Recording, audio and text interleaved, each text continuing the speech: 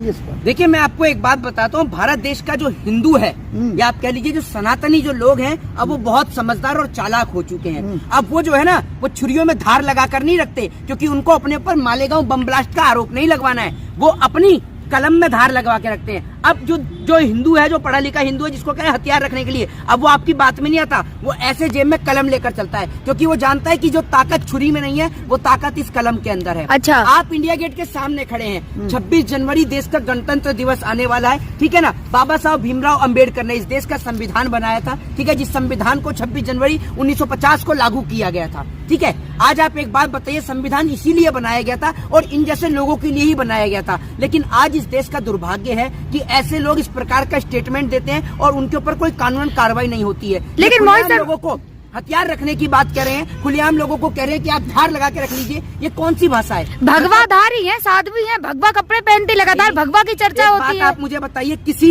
साध्वी ने, किसी भगवाधारी ने आज तक ये बोला है कि सारे हिंदू अपने बच्चों के हाथ में कलम और कॉपी और किताब थमा दें और देखना चाहते हैं कि हिंदू का बच्चा कितना पढ़ सकता है, कितना लिख सकता है? तब तो नहीं बोला इन्होंने आज तक एक भी। ये तो नहीं बोली आज तक एक भी भगवाधारी निकलकर, साध्वी प्रज्ञा ठाकुर जैसी, स्मृति ईरानी जैसी महिला आज तक बाहर निकलकर ये नहीं बोली कि हिंदुओं के बच्चों को पढ़ना चाहिए। ऐसी महिला का क्या मतलब है? पढ़ लिख कर भारत देश का नाम रोशन करना ऐसी महिला का क्या मतलब है? ऐसी महिलाओं का मतलब ये है कि जो कह रही है कि छुरियों में धार लगा के रख लो, ऐसी महिलाओं से मतलब ये है। अच्छा। आप अपने भाई को या आप अपने घर के अंदर छुरियों में धार लगा के रखती हैं? ये बताइए आप। चक्कू में तो धार सभी लगवाते, सब्जी काटते हैं तो धार तो होती है। नहीं, मेरे को आप एक बात मुझे बताइए, नहीं सुन तो लीजिए एक बात आप मुझे बताइए कि चक्कुओं में धार लगाते हैं तो सब्जी काटने के लिए तो होती है, हैं? आप एक बात, ये धार लगवा के रख लीजिए, इसका मतलब क्या है? ताकि सब्जी ठीक से काटे, ताकि सब्जी ठीक से काटे। ये बात सीधे नहीं, उन्होंने ये बोला कि सब्जी छील के काट सके, ताकि ये बोला है उन्होंने ये बोला है कि घरों में सब्जियां काटी जाती, चाकू में धार लगवाना चाहिए। हाँ, ये एक मिनट, ये कोई सेंटेंस ही नहीं है, ये कोई तरकीब नहीं है, ये तो उन्होंने बोला ही नहीं है। आप उनका पहले सेंटेंस पूर्ण रूप से सुनिए, अच्छा। उसके बाद आप मुझसे बात करिएगा। लेकिन लगातार भगवा पे चर्चा होती है, दीपिका पादुकोण के कपड़ों को लेकर चर्चा हो रही है। अरे साध्वी जो बनी बैठी है, इनकी साध्वी पनत सबने देखा है। मालेगांव बम ब्लास्ट का इनके ऊपर जो है वो आरोप लगा हुआ था, आप सभी को पता है, ठीक है ना। आज मैं प्रधानमंत्री मोदी जो है वो उनके बारे में नहीं बोलूंगा, क्योंकि उनकी माता श्री का भी जो है वो निधन हुआ है, ठीक है। और मैं सबसे पहले उनकी माता श्री को, उनकी माता जी को दोनों हाथ जोड़ के भावपूर्ण श्रद्धांजलि देता हूँ। मैं ईश्वर से निवेदन करता हूँ, ईश्वर से कहता हूँ कि ईश्वर जो है वो उनकी माता श्री को जो है वो अपने चरणों में स्थान दे, क्योंकि एक माँ सबसे बड़ी चीज होती है हर बेटे के लिए। एक माँ का सर पे छाया होना, एक माँ का आशीर्वाद होना सबसे बड़ी चीज होती है। जब मैंने उनकी माताजी के लिए पोस्ट डाली तो बहुत सारे भावपूर्ण जो है वो कमेंट मेरे को देखने को और सुनने को मिले। बहुत सारे लोगों ने ये कमेंट में लिखा कि भाई हमारे पास में माँ नहीं है। तो सबसे पहले तो मैं प्रधानमंत्री मोदी जी की जो माताजी का जो निधन हुआ है, जो उनका स्वर्गवास हुआ है, मैं उनको सबसे पहले उनको भावपूर्ण श्रद्धांजलि देना चाहूंगा। और उसके बाद मैं ऐसी महिलाओं को मुंह तोड़ जवाब देना चाहूंगा जो कहती हैं कि अपने घर के अंदर छुरियों में धार लगा के रख लीजिए। हम इस देश के अंदर कलम, कॉपी और किताब वाले लोग हैं। हम इस देश में कलम में धार लगा के रखते हैं, हमें छुरियों में धार लगाने की जरूरत नहीं है, क्योंकि हमें इस देश के संविधान पे, इस देश की न्यायपालिका पे और भारत देश की जुडिशरी पे पूर्णतः भरोसा है। लेकिन साध्वी प्रज्ञा ठाकुर वही है जिनके लगातार पुराने भी बयान आते रहे और फिर एक बयान आ गया। नहीं, इनके बयान क्या, एक बात आप मुझे बताइए, इनकी एजुकेशन क्या है, इनकी क्वालिफिकेशन क्या है, ये कितनी एजुकेट हैं, जरा ये बताइए। इनकी डिग्रियां निकाल कर दिखाइए। एक पढ़ा लिखा व्यक्ति, एक अनपढ़ व्यक्ति इसी प्रकार की बात करता है, ठीक है ना। और इस प्रकार की बात करना सिर्फ देश और समाज के अंदर दंगे को उत्पन्न करता है और कुछ नहीं करता। चलिए एक नॉर्मल सवाल पूछती हूँ, पठान मूवी देखने जाएंगे आप? देखिए, मैं आपको एक चीज बताता हूँ, आप जिस देश में रहती हैं उसको डेमोक्रेटिक कंट्री कहते हैं, हाँ। यानी India is a democratic country. हाँ। भारत एक लोकतांत्रिक देश है और इस लोकतांत्रिक देश में आपको हर चीज की इजाजत है, हर चीज की परमिशन है। आप फिल्म भी देखने जा सकते हैं, आप कहीं घूमने भी जा सकते हैं, आप कहीं भी जा सकते हैं, आप पूर्ण रूप से स्वतंत्र हैं, आप अपनी आजादी के स्वयं मालिक हैं। तो मैं अगर फिल्म देखने जाऊंगा, मेरा मन करेगा तो मैं फिल्म देखने जाऊंगा। आप हिंदू है ना? चाहे साध्वी हो चाहे कोई भी हो। आप हिंदू है ना? क्यों सर्टिफिकेट देती हैं आप सबको? अब भगवा का अपमान हो रहा है, लगातार कहा जा रहा है कि भगवा का अपमान हो रहा है। एक बात आप मुझे बताइए, कुछ लोग जो क्या कहते हैं अपने आप को जो फैशन डिजाइनिंग बन रहे थे, मिस्टर इंडिया मिसिस इंडिया बनने की बात कर रहे थे, तब भगवा का अपमान नहीं हुआ? मनोज तिवारी ने भगवा की धज्जियां उड़ाई, तब भगवा का अपमान नहीं हुआ? आप एक बात बताइए, हमारा धर्म को क्या आप इतना छोटा सा धर्म समझती है कि हमारा धर्म जो है वो कपड़े से अपमानित हो जाएगा? हिंदुज्म बहुत बड़ा धर्म है। भारत देश के अंदर जो सनातनी धार्मिक जो परंपरा है वो एक बहुत बड़ी परंपरा है। इसको देश विदेश के अंदर पूजा जाता है। इस देश की संस्कृति को, इस देश के कल्चर को लोग पूजते हैं। चलिए एक बात और पूछूंगी। और हमारे धर्म को किसी कपड़े से ना तो कभी कोई चोट पहुंची है, ना कभी चोट पहुंच सकती है। हमारे देश का तिरंगे के अंदर भी आपको केसरिया कलर भी नजर आएगा और हरा कलर भी नजर आएगा और सफेद कलर भी नजर आएगा। इसलिए वो शांति का, एकता का प्रमाण प्रदर्शित करते हैं, दंगे का नहीं। भारत जोड़ो यात्रा दिल्ली में आई और दिल्ली में राहुल गांधी की सुरक्षा में इतनी बड़ी चूक होना, क्या लग रहा है आपको? देखिए, मैं आपको यही कहना चाहता हूँ कि आज जो है वो प्रधानमंत्री जी की माता जी का निधन हुआ है, इसलिए मैं कोई आरोप प्रत्यारोपण नहीं कर रहा हूँ, लेकिन मैं सरकार के ऊपर सवाल करूंगा और सरकार से यही कहूंगा कि विपक्ष के नेता है, चाहे वो कोई भी हो, चाहे वो फिर दिल्ली के मुख्यमंत्री अगर कहीं यात्रा करते हैं, अगर उत्तर प्रदेश के सीएम भी कहीं और अगर यात्रा करते हैं और उनको सुरक्षा न मिले तो वो भी सवाल खड़ा करेंगे। अगर बंगाल में उन्हें सुरक्षा न दी जाए तो वो भी सवाल खड़ा करेंगे। तो अगर सुरक्षा नहीं मिलती और कल को अगर उनको कुछ हो जाता है, जिस प्रकार से आपने देखा होगा उनके फादर को लिट्टे जो था लिबरेशन टाइगर ऑफ तमिलम, उनके द्वारा जो है बम से उड़ा दिया गया था राजीव गांधी को, आप सभी को पता होगा, ठीक है ना। तो इसी प्रकार से गांधी परिवार के ऊपर आपको पता होगा इंदिरा गांधी जी की हत्या कर दी गई थी, तो गांधी परिवार के ऊपर तो लगातार टारगेट रहा ही है। तो ऐसे में सरकार को उनको सुरक्षा देनी चाहिए ताकि इस देश के अंदर जो है किसी भी प्रकार की कोई भी कैसी भी हिंसा नहीं होनी चाहिए। और इसके अलावा गांधी परिवार के अलावा देश के जितने भी विपक्षी दल हैं, अगर कोई वो यात्रा निकालते हैं, कोई मार्च निकालते हैं, तो चाहे वो अखिलेश यादव हो, चाहे वो मायावती हो, चाहे वो असदुद्दीन ओवैसी हो, चाहे वो दिल्ली के मुख्यमंत्री माननीय श्री अरविंद केजरीवाल जी हो, सबको सुरक्षा प्रदान करनी चाहिए, क्योंकि सुरक्षा प्रदान करना सरकार का एक अधिकार है। अगर सरकार के हाथ में, सेंट्रल गवर्नमेंट के हाथ में, मिनिस्ट्री ऑफ होम मिनिस्ट्री के हाथ में जो है वो पुलिस प्रशासन है, तो उनको पुलिस प्रशासन प्रोवाइड कराना चाहिए। लेकिन मोहित जी, चर्चा सबसे ज्यादा इस पे नहीं हो रही, चर्चा इस पे हो रही है कि 3 डिग्री में राहुल गांधी केवल एक टी शर्ट में है।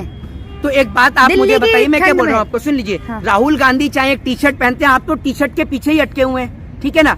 राहुल गांधी टी शर्ट पहन रहे हैं, आपने ये तो देख लिया। दिल्ली की सड़कों पर सोने वाले उन गरीबों को, लाचारों को आपने देखा जिनके पास पहनने को तन पे एक टी शर्ट भी नहीं है, ठीक है ना। तो आप ये तो दिखा रहे हैं कि राहुल गांधी टी शर्ट पहन के चल रहे हैं, उनकी टी शर्ट इतनी महंगी है, तो जरा सोच कर देखिए कि राहुल गांधी को ठंड नहीं लग रही है, क्योंकि राहुल गांधी जो है वो गरीबों की गर्मी को देख रहे हैं कि गरीब कैसे एडजस्ट करता है। तो दिल्ली का टेम्परेचर आप देख ही रहे हैं, ठीक है। मैं भी यहाँ पे कोट पहन के खड़ा हूँ, आप ये देखिए सीधा। तो आप ये सोचिए कि दिल्ली के अंदर हो, उत्तर प्रदेश के अंदर हो, या तमाम जगह पर जो सड़क पर सोने वाला जो गरीब है, मजदूर है, वो कैसे वहाँ पर सोता होगा। और सबसे बड़ी बात, जो हमारे देश के जवान हैं, जो -5 डिग्री, -10 डिग्री टेम्परेचर में वहाँ सियाचिन ग्लेशियर पर जो खड़े रहते हैं, जो जम्मू कश्मीर में खड़े रहते हैं, मैं उन जवानों को सैल्यूट करता हूँ। और आप सोचिएगा वो जवान कैसे खड़े होते हैं। जब आप ये सोचिए कि हम लोग हाफ टी शर्ट में नहीं निकल सकते, तो वो लोग कैसे खड़े होते हैं। आप जुड़ेंगे भारत जोड़ो यात्रा में? जी, आप जुड़ेंगे भारत जोड़ो यात्रा? देखिए, मैं आपको एक चीज बताता हूँ कि मैं अभी नेपाल से आया हूँ। दूसरी बात यह है कि भारत जोड़ो यात्रा में मैं जुड़ता हूँ या नहीं जुड़ता हूँ, देश को जोड़ने की एक यात्रा है। देश को जोड़ने वाली यात्रा में सभी को जोड़ना चाहिए, और जगह जगह से जा रहे हैं बहुत सारे एक्टर, सेलिब्रिटी जो मिले हैं। अब इसके बाद, इतना सब कुछ सुनने के बाद, भारतीय जनता पार्टी के कुछ लोग जो हैं, या फिर IT सेल वाले जो अंधभक्त जो हैं, वो नीचे कमेंट में लिखेंगे, भैया ये तो कांग्रेसी है, ये तो चमचा है, ठीक है, ये टुकड़े टुकड़े गैंग का मेंबर है। तो इस देश के अंदर जो है वो सरकार से सवाल करना और सही को सही और गलत को गलत कहना एक सबसे बड़ा अपराध है। मोहित शर्मा अपना स्वागत करवाने नेपाल जाते हैं जी। नेपाल आपको क्यों जाना पड़ा अपना स्वागत करवाने? यहाँ लोग आपका स्वागत नहीं, मैं आपको एक चीज बताता हूँ। मैं पहले बिहार की भूमि पर भी गया, बिहार की भूमि पर गया तो मेरा बिहार में भी भव्य स्वागत हुआ। बिहार के किशनगंज में मेरा प्रोग्राम हुआ, फिर इसके अलावा किशनगंज के अलावा मेरा ठाकुरगंज में प्रोग्राम हुआ। और आप जो है वहाँ के जो विधायक हैं अख्तर इमाम, आप उनके जो फेसबुक है, उनके आप फेसबुक ऑफिशियली वेबसाइट पर जाकर, पेज पर जाकर आप चेक कर सकते हैं। उन्होंने भी मेरी फोटोज को अपलोड किया, वहाँ का प्रोग्राम मैंने उसमें भाग लिया कार्यक्रम में। और नेपाल में गया तो नेपाल के जो सांसद हैं और नेपाल के जो गृह मंत्री जो बने रवि भाई, उनसे भी मेरी बात हुई, ठीक है। तो वहां पर भी मेरी उनसे बातचीत हुई और बहुत जल्द मैं उनसे मुलाकात भी करूंगा। और नेपाल का और जो भारत का संबंध है वो रोटी बेटी का संबंध है। और मैंने वहां जाकर भी यही कहा कि नेपाल का और हमारा संबंध जो है वो सदैव इस प्रकार से ही बना रहे। और वहां पर जाकर हमने अपने तिरंगे को ऊंचा ही किया है। अपने तिरंगे के लिए कभी कुछ हमने गलत नहीं बोला, अपने देश के लिए कभी हमने गलत नहीं बोला। हम इस देश के नागरिक हैं, हमारे देश में कोई खटपट होती है, कोई ऊंच नीच होती है, कोई अनबन होती है, तो हम उसको बोलते जरूर हैं। लेकिन नेपाल के अंदर जो कुछ लोग हैं, जो वहाँ के मेयर साहब थे, उन्होंने हमसे पूछा भी कि मोहित भाई आप इसको किस तरीके से देखते हैं कि जिस प्रकार से आज भारत देश के अंदर जो है वो हिंदू मुसलमान को लेकर जो चीज चल रही है, तो आप इसमें क्या कहेंगे। तो मैंने उनको एक ही जवाब दिया कि जिस प्रकार से हर रात के बाद एक सूर्य उदय होता है, एक सवेरा होता है, तो आप ये समझ लीजिए कि ये रात हो रही है और कल सुबह एक नया सवेरा होगा, एक उजाले का प्रकाश होगा। क्योंकि सूरज जो है वो सिखाता है सूरज लोगों को सिखाता है कि उजाला बांटने से, रोशनी बांटने से कम नहीं हो जाते। तो नेपाल में मैं गया और नेपाल में मेरा भव्य स्वागत हुआ और अब की बार मैं नेपाल में जाके नेपाल के प्रधानमंत्री से, नेपाल के गृह मंत्री से भी मुलाकात करूंगा। लेकिन मोहित शर्मा, साध्वी प्रज्ञा ठाकुर हैं, वो ना तो बेटियों के लिए कुछ बोली, लेकिन उन्होंने इतना बड़ा बयान दे दिया, इस पे क्या कहेंगे? देखिए, साध्वी प्रज्ञा ठाकुर जो हैं, उन्होंने इस बात पर नहीं बोला जब हाथरस में बेटी के साथ बलात्कार हो गया, ठीक है, जब आपने देखा उसके शव को जला दिया गया, जब एक बेटी के साथ दिल्ली की राजधानी में, देश की राजधानी के अंदर बलात्कार हो गया, जब एक बेटी को 35 टुकड़ों में बांट दिया गया, जब एक बेटी के साथ गुजरात में बिल्किस बानो के साथ बलात्कार हो गया, तब साध्वी प्रज्ञा ठाकुर के मुंह से एक आवाज नहीं निकली। तब इनको बोलना चाहिए था कि देश के तमाम लोगों को छुरियां पैनी कर लेनी चाहिए। तब तो मैं समझता, क्योंकि बलात्कारियों को सजा अब कानून और संविधान के जरिए हम फांसी देकर दिलवाएंगे, तब तो ये बोलती भी। तब भी मैं ये जायज नहीं कहता, अगर ये बलात्कारियों के लिए भी कहती तब भी मैं जायज नहीं कहता, क्योंकि हम कानून पर भरोसा करते हैं और कानून अगर उनको फांसी देगा बलात्कारियों को तो हम जायज बिल्कुल ठहराएंगे। लेकिन साध्वी प्रज्ञा ठाकुर ने कभी नहीं बोला, एक महिला होते हुए महिलाओं के साथ बलात्कार हो रहे हैं, यौन शोषण के मामले हो रहे हैं। आए दिन आप महिलाओं के साथ बलात्कार की घटनाएं सुन सकते हैं, आए दिन, हर दिन आपको महिला के साथ, कभी महिला का यहाँ गला रेंग दिया गया, कभी महिला के साथ इधर लूटपाट हुई, कभी महिला को साथ बलात्कार हुआ, कभी महिला के साथ गैंगरेप हुआ, कभी यौन शोषण हुआ, कभी उत्पीड़न हुआ। लेकिन कभी आपने साध्वी प्रज्ञा ठाकुर को, स्मृति ईरानी को या तमाम जितनी भी वित्त मंत्री निर्मला सीतारमण है, इन महिलाओं को कभी आपने सदन में बोलते हुए नहीं देखा, क्योंकि ये महिलाएं जब बोलती हैं तो जहर उगलती हैं। अच्छा, ध्यान रखिएगा, जहर उगलने का मतलब ये कि बोलेंगी तो उटपटांग बयान देंगी, लेकिन कभी सत्य वाला बयान नहीं थी। अभी मेरे को लेने की जरूरत नहीं, कोई मिस्टर इंडिया, मिसेज इंडिया बन रही थी, तब भगवा पहन रखा था, तब इनको नजर नहीं आया। कंगना रनावत पहनती है, तब इनको नजर नहीं आया। कंगना रनावत को भी तो दिखा दो जरा छुरियां, ये नहीं दिखाएंगे, क्योंकि कंगना रनावत तो मोदी जी को बोलती है, जो हुक्म मेरे आका, क्या आदेश है आपका, वही है इनका सीन। तो मोहित शर्मा एक ला के स्टूडेंट हैं और स्टूडेंट होने के नाते आप प्रज्ञा ठाकुर जैसे जो बयान देते हैं लोग, इन जैसे लोगों पर किस तरह से इनके ऊपर कानूनन कार्रवाई होनी चाहिए और इनकी जो संसद की जो सदस्यता है सबसे पहले उसको रद्द किया जाना चाहिए और इनको ऊपर मालेगांव जो बम ब्लास्ट का इनके ऊपर जो आरोप है वो दोबारा से रीचेक होना चाहिए और इनकी जो भी सजा, इनको सजा दी जानी चाहिए और नहीं तो हेट स्पीच के मामले में इनके ऊपर कार्रवाई होनी चाहिए। आपने देखा था ना हेट स्पीच के मामले में कैसे कोर्ट ने कार्रवाई भी करी थी, कई नेताओं को बुलाया भी, तो इनको क्यों नहीं बुलाता बीजेपी वालों को? इनको भी बुलाना चाहिए। ये हेट स्पीच ही है। आप देश के बच्चों के हाथ में कलम किताब की जगह पे आप उनके हाथ में जब ये थमाओगे, जब आप उनके हाथ में ये कहोगे कि भैया, एक व्यक्ति जो पहले कह रहा था कि हथियार लेकर रख लो, बंदूकें लेकर रख लो, ऐसे भी स्टेटमेंट आपको सुनने को मिले होंगे। जब एक साधु महात्मा की सभा हुई थी, आपने देखे थे ना, तो ऐसे नफरती लोग निकल कर आते हैं, नरसिंहानंद जैसे लोग, नफरती लोग, ऐसे बहुत सारे लोग आते हैं, लेकिन ये आते हैं और आकर चले जाते हैं। जय हिंद, जय भारत, वंदे मातरम।